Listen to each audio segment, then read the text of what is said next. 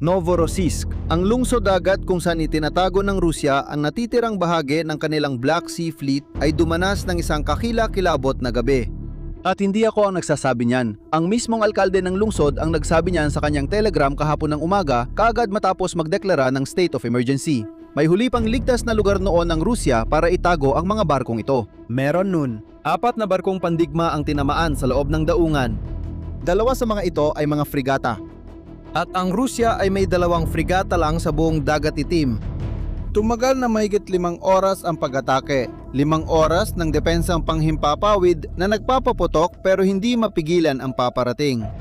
Nagising ang lungsod na walang tubig. 2 pangunahing tubo ang sumabog at mahigit 260,000 tao ang nawalan ng tubig. At parang hindi pa sapat yon, tumigil din sa operasyon ang 2 pinakamalaking terminal ng butil sa Rusya. Ang Rusya ang pinakamalaking nag-e-export ng trigo sa buong mundo. At sa Chicago Board of Trade, kung saan itinatakda ang presyo ng trigo para sa buong mundo, tumaas ito sa parehong araw. At habang nangyayari ang lahat ng ito, si Putin ay nasa kabilang dulo ng bansa. 8,000 kilometro ang layo, sakay ng isang barkong pandigmang cruiser, pinapanood niya ang isang naval exercise. At dito, nagsisimulang maging mas interesante ang mga bagay. Ang lugar na ito ang base kung saan tumakas ang Russian fleet nang naging target ang Crimea. Ito ang plan B ng mga Ruso. At alam mo kung ano ang mas masama para sa kanila? Wala silang plan C. Sa video na ito, ipapakita ko sa iyo kung ano ang nangyari nung gabing yon. Kinunan ng video ng mga taong nandun mismo. At ipapakita ko rin sa iyo ang patibong na pinasok ng Rusya ng sila-sila lang. Dahil sila mismo ang gumawa nito, iniisip nila na proteksyon ito. Pero simulan muna natin sa gabi. Ito ay kinunan mula sa kabilang bahagi ng Luk habang nangyayari ang pag-atake. Ang nakikita mo, yung mga pulang guhit na parko sa langit ay mga bala na may tracer. Ito ay mga bala na nagliliwanag sa ere.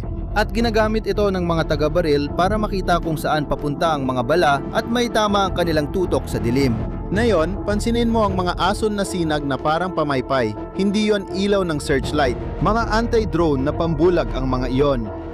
Ang ideya ay itutok ang ilaw sa kamera ng drone at bulagin ang sistema ng pag-target nito bago pa ito makarating sa target.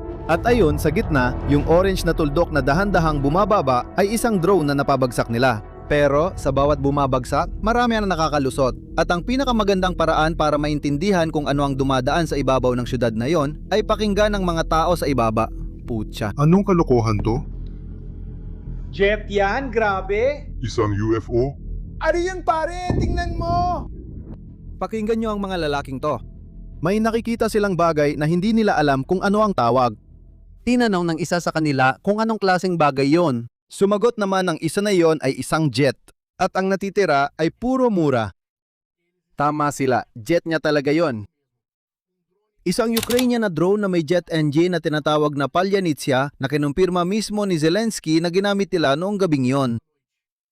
At may isa pang grupo sa ibang bahagi ng lungsod na nagvi-video rin ng may dumaan na mababa sa ibabaw nila. Maririnig mo ang gulat sa boses nila.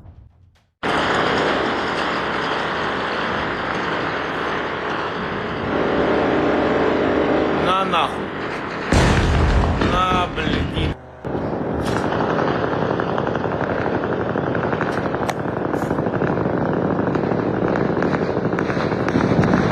5 oras silang ganito. At mas nakakagulat pa ang kanilang tinamaan dahil ang Novorossiysk ay hindi isang base ng hukbong dagat na may lungsod sa paligid. Isa ito sa pinakamalalaking pantalan ng kalakalan sa Russia na may base ng hukbong dagat sa loob. Ito ang pantalan, mag-uumaga na. Ang mga itim na haliging iyon na parang kabute na may kahel na apoy sa ilalim sa pagitan ng mga crane ay ang terminal ng kargamento. At dito sa pantalan na ito, may 3 bagay na sabay-sabay. Nandyan ang terminal ng langis na Sheshkares na siya lang ay responsible na sa mahigit 30% ng lahat ng export ng langis ng Russia. Mayroon ding 2 sa pinakamalalaking terminal ng butil sa bansa. Isa rito ay may kapasidad na 8 milyon at kalahating tonelada bawat taon. At nariyan din ang base ng hukbong dagat. Lahat ng ito ay nasa iisang lugar. At lahat ng iyon ay tinamaan sa parehong gabi. Tumigil sa operasyon ang 2 terminal ng butil. At hindi lang ito problema ng Rusya. Dahil ang Rusya ang pinakamalaking nag-e-export ng trigo sa buong mundo at karamihan ng trigo na ito ay dumadaan sa Dagat Itim. Tumaas ng halos 3% ang presyo ng trigo sa Chicago sa parehong araw. At ang lobby ng butil ng Rusya ay matagal nang nagbababala na kung magpapatuloy ang mga pag-atake nito, maaaring tuluyang tumigil ang pag-export sa pamamagitan ng Dagat Itim na magpapataas ng presyo ng pagkain sa Afrika at gitnang silangan. Kaya, ang pag-atake sa daungan ng Rusya ay nakaapekto sa presyo ng tinapay sa 3 kontinente. At hindi lang ang daungan ang tinamaan. Tinamaan din ang mga gusaling tirahan, nasira ang mga sasakyan at nawalan ng tubig ang lungsod. Ngayon, kailangan kong pag-usapan ang tungkol sa mga barko. Dahil ito ang dahilan kung bakit ginawa ito ng Ukraine. Inako ni Zelensky ang operasyon sa publiko at tinawag ang Novorossiysk bilang huling malaking kuta ng hukbong dagat ng Rusya sa Dagat Itim. Sinabi niya na sa pag-atakeng yon, 3 bagay ang ginamit ng sabay-sabay, mga jet drone, mga anti-barkong missile na Netuno at mga drone na pandagat. At tingnan mo ito dahil bihira ito. Ito ang kamera na nakakabit sa isang Ukrainyanong drone na pandagat. Itim at puti dahil infrared ito. Yung mga pink na marka na lumalabas sa ibabaw ng katawan ng barko ay ang targeting system na tumutukoy kung saan tatama. At kung mapapansin mo yung cursor sa gitna ng screen, hugis puso siya. May nag-program talaga nun. Oo, pang-aasar yon. Kailangan kong maging patas sa'yo sa isang bagay. Itong particular na clip na to ay hindi mula kagabi. Galing ito sa isang naunang pag-atake noong Abril. Pero ito ang pinakamalinaw na kuha na meron kung paano gumagana ang mga ganitong pag-atake sa loob. At dito napapasok ang mahalagang bahagi. Sa huli, ano nga ba ang nangyari sa mga barko? Walang sinabi ang Rusya, walang kumpirmasyon, walang numero. Wala, tahimik sila ng tuluyan. Pero ngayon, mahirap na talagang itago dahil pwede nang makita mula sa itaas. Ito ay satellite image ng pantalan ng hukbong dagat sa Novorossiysk, kuha pagkatapos ng pag-atake. Yung 4 na barkong nakahanay sa tabi ng breakwater ay mga barkong pandigma. At pansinin mo ang mga madidilim na mansa sa deck at sa sahig ng pantalan sa paligid nila. Mga bakas ng pagkasunog iyon. Makikita mo ang nadarang na superestruktura at mga kalat na nakapaligid sa tabi ng mga katawan ng barko. Ayon sa Estado Mayor ng Ukraine, ang mga tinamaan ay ang mga fregatang Admiral Makarov at Admiral Esen. Isang korbetang naglulunsad ng mga misil at isang barkong patrolya. At may isang detalye na nagpapabigat sa lahat ng ito. Ang 2 fregata ay ang tanging 2 fregata na mayroon ng Russia sa Dagat Itim. Sila ang naglulunsad ng mga cruise missile na kalibre. At sila na ang pinakamalalaking barko na natira para sa kanila matapos lumubog ang kruserong Moskva noong 2022. At alam mo ba kung bakit mas malala ito para sa Russia kaysa sa mawalan ng 4 na barko? Dahil ang mga barkong ito ay hindi kusang inilagay roon. Bago ang digmaan, ang base ng Armadang Ruso sa Dagat Itim ay nasa Sevastopol sa Crimea. Mahigit 2 siglo na itong naging tahanan nila. Ngunit nagsimulang tamaan ng Ukraine ang Crimea gamit ang mga drone at missile, kaya napilitan ng Russia na ilikas ang mga barko mula roon. Dinala nila lahat ng barko sa Novorossiysk. Na doon iyon sa mas malayo mula sa Ukraine sa kabilang bahagi ng Dagat Itim. Novorossiysk ang naging sagot. Ito ang lugar kung saan hindi sila maabot. Pero naabot sila ng Ukraine.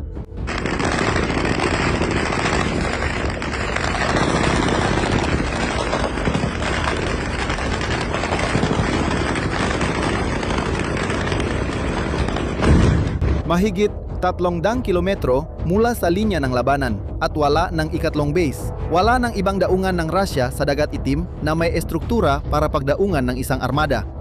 Wala na silang ibang pagpipilian para lumipat. Ngayon, balikan natin ang Disyembre ng nakaraang taon.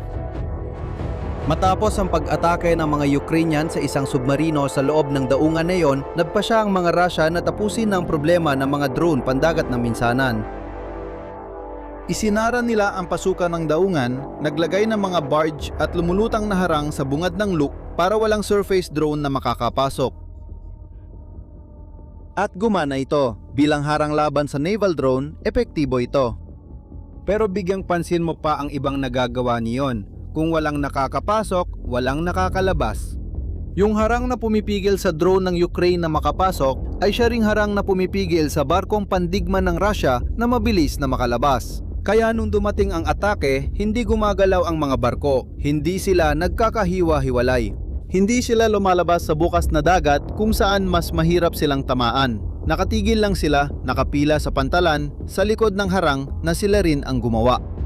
Isang naval analyst ang sumulat pa noong Abril na ang mga pader ng proteksyon ng Novorossiysk ay naging parang kulungan. At ang mga submarino ng Russia ay nagsimulang manatiling nakalubog. Sa mismong angklahan hindi umaalis para lang hindi makita ng drone. Yan ang bitag. Pinrotektahan nila ang kanilang sarili mula sa isang banta at isinuko naman sa iba. At yan ang dahilan kung bakit tumigil ang flotang ito sa paggawa ng ginagawa ng isang flota. Ang analistang militar na Ukranyano ay nagbuod ng ganito. Ang flotang Ruso sa Dagat Itim ay hindi na nakapapapalawak ng kapangyarihang pandagat. Sumusuporta na lang ito sa mga operasyon sa lupa. Isipin mo kung gaano kalaki ang pagbagsak. Ito ang parehong flotang, ilang taon na ang nakalipas ay nagpapadala ng mga grupo ng barko sa Mediterranean at nagpapalipad ng mga cruise missile mula sa iba't ibang posisyon. Ngayon, nagpapaputok na lang sila mula sa maliit na bahagi ng dagat malapit sa Novorossiysk at hindi na umaalis sa loob ng daungan. At may isang bagay na sa tingin ko ay sumasaklaw sa lahat. Habang nasusunog ang Novorossiysk, lumitaw si Putin sa isang video sakay ng cruiser na Varyag malapit sa Sakhalin sa dulong silangan ng Rusya, mga 8,000 kilometro ang layo mula ron. Pinapanood niya ang ehersisyo ng hukbong dagat ng Pacific Fleet na may 60 barko at 13,000 tauhang militar. At sinamantala niya ang pagkakataon para bantaan ng Europa na sinabing maaari niyang kumpiskahin ang mga barkong pangkalakal ng Europa. Isang armada na nagpapakita ng lakas sa harap ng kamera. Ang isa naman ay pinupuruhan sa sarili nitong bakuran at hindi makaalis sa pantalan. Tingnan mo kung gaano naging komplikado ang digmaang ito para sa Rusya. Ang Novorossiysk din ang labasan ng pipeline na nagdadala ng langis mula Kazakhstan at bahagyang pag-aari ng dalawang kumpanyano, Chevron at Exxon. Ayon sa Financial Times, noong katapusan ng Hulyo, ang Vice-Presidente ng Amerika si J.D. Vance tumawag kay Zelensky at hiniling sa Ukraine na itigil ang pag-atake sa mga barkong nagsisilbi sa pipeline ng langis na ito. At sumunod ang Ukraine. Noong gabing yon, kahit na nagliliyab ang buong daungan, hindi man lang nadampian ang partikular na estrukturang yon. Ibig sabihin, ang Ukraine ay umaatake sa loob ng mapa kung saan may mga target na pwede niyang tamaan at may mga target na hindi niya pwedeng tamaan. At ang naguguhit ng bahagi ng mapang ito ay ang Estados Unidos. Ang naging malinaw pagkatapos makita ang mga pag-ataking ito ay hindi lang ito tungkol sa 4 na barko. Sinimulan ng Russia ang digmaang ito bilang may-ari ng Dagat Itim. Hawak nila ang Crimea, hawak nila ang Sebastopol, mayroon silang buong armada. At ang Ukraine, sa totoo lang, halos wala silang navy. Hanggang ngayon, wala pa ring navy ang Ukraine. At ng fleet ng Russia ay naipit sa isang daungan sa likod ng harang na sila rin ang gumawa, binobomba mula sa himpapawid habang ang presidente ay nagpapakuha ng litrato sa ibang karagatan. Hindi ito ang nangyari sa isang labanan. Nangyari ito paunti-unti, paisa-isang pag-atake hanggang sa wala ng natirang ligtas na lugar. At nagbabala si Zelensky na hindi pa tapos. Sinabi niya na ang Russian fleet at lahat ng sumusuporta rito ay mananatiling hindi ligtas habang nagpapatuloy ang digmaan na ito. At patuloy naming susubaybayan ang mga kaganapan ng kwentong ito, kaya mag-subscribe ka sa channel at i-activate ang bell notification. Sa ganitong paraan, lagi kang updated sa lahat ng mangyayari. Ang tanong ay, saan pupunta ang mga barkong ito?